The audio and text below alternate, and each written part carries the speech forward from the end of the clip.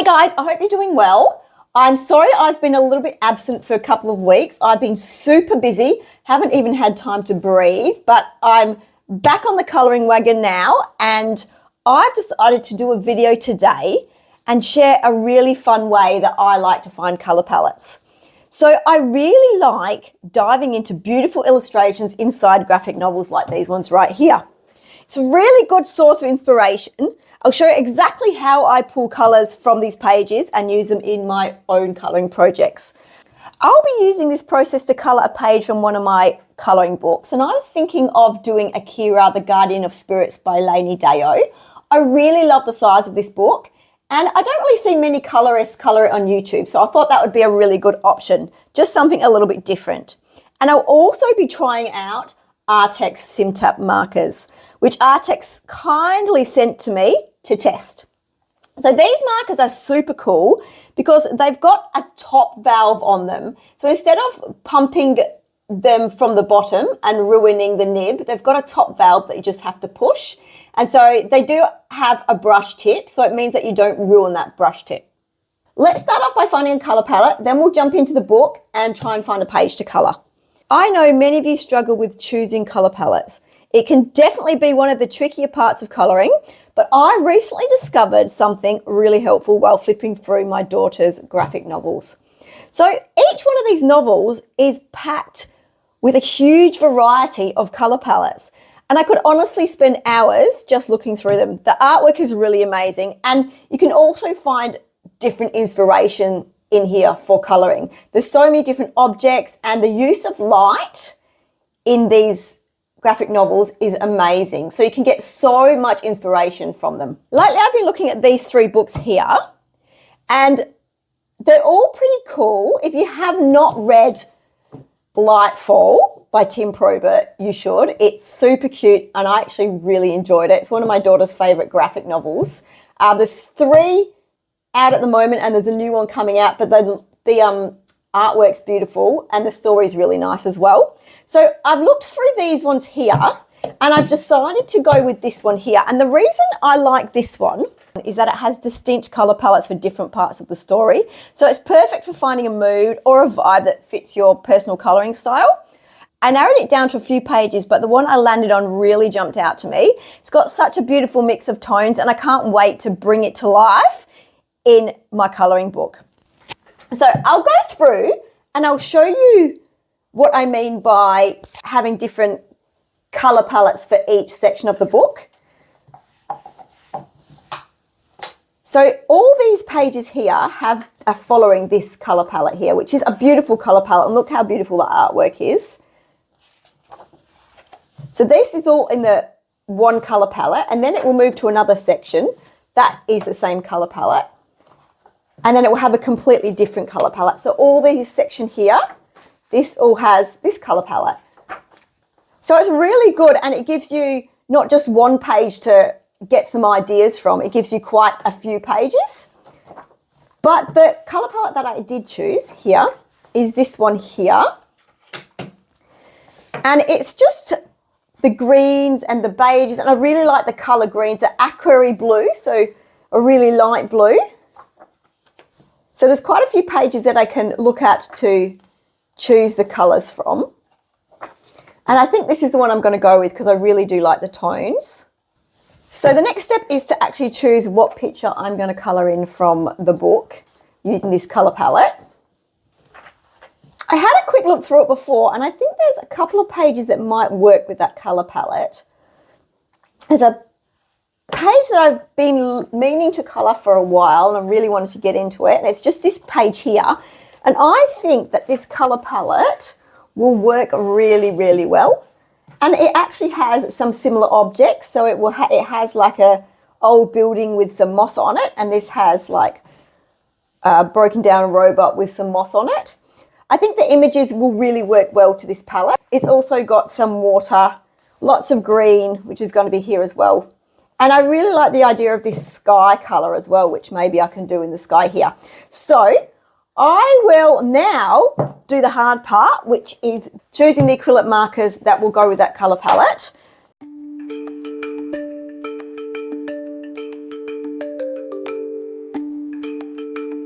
These are the colours I've chosen that best match the palette, I think, from the book. And I found these from the swatch chart. So I did swatch out all the sim taps beforehand, and you can see that the colours are actually really, really nice. These markers actually do come in and then also a 48 pack as well. But when I'm doing this, colouring in this page, I've decided to use the 48 pack. Since it includes all the colours from the 36 pack, but obviously has some extras, it will give me more flexibility when trying to find the colours that are actually in the graphic novel.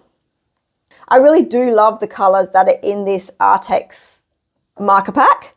There's like a really great balance of warms, cools and neutrals, and I think they're going to be perfect for the base layer, because what I'm going to do is I'm going to lay a base layer down with these acrylic markers, and then I will lay some pencil over the top just to deepen the shadows and add some highlights. That actually is my favourite way to build depth in a colouring picture. So what you do is you do a base first and then you move into it later with other medium. So I think these markers are going to work really well, the colours I've chosen. What I might do is I might just lay the colours down just to see if the palette is correct, and then we'll get on to colouring it all. I'm not going to put them in any actual order. What I'm going to do is I'm just actually going to lay them all down, because otherwise it's going to take me forever. While I'm doing this, I'll show you how it actually works. So at the bottom here, there is a pump.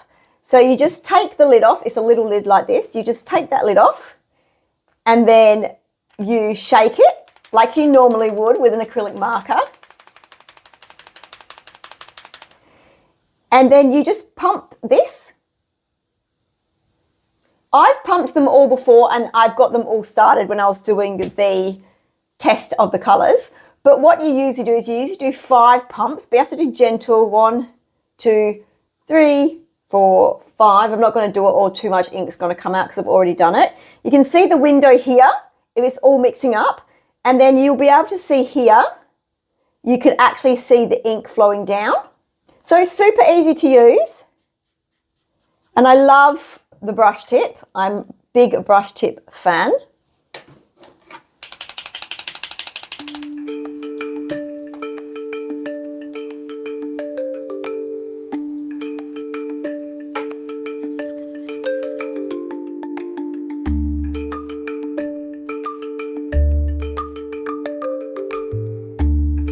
That's a colour palette all swatched out on a scrap piece of paper. So just so you can see, it actually does work pretty well with the palette that's in the graphic novel.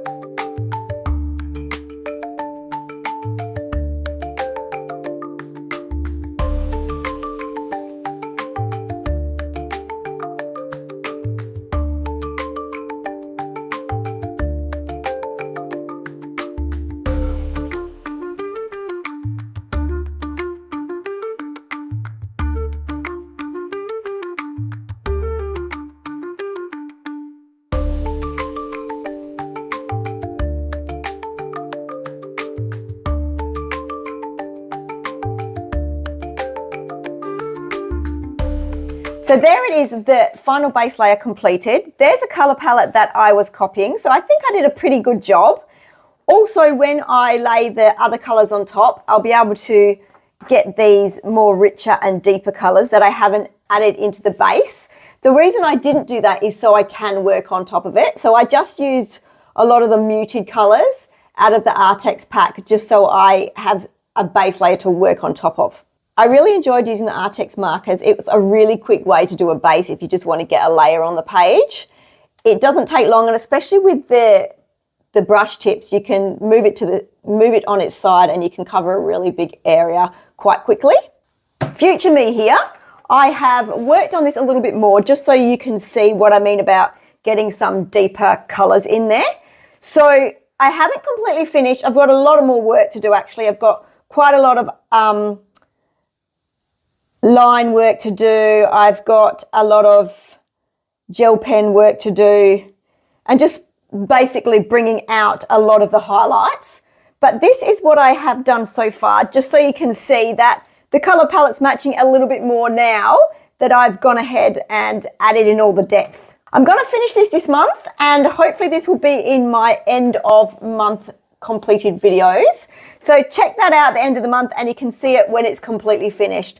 Thank you so much for watching today, and I really hope that you take my suggestion, and especially if you've got kids, go and look through some of their graphic novels and hopefully you can get some inspiration like what I did. All right, thanks a lot, guys. Bye.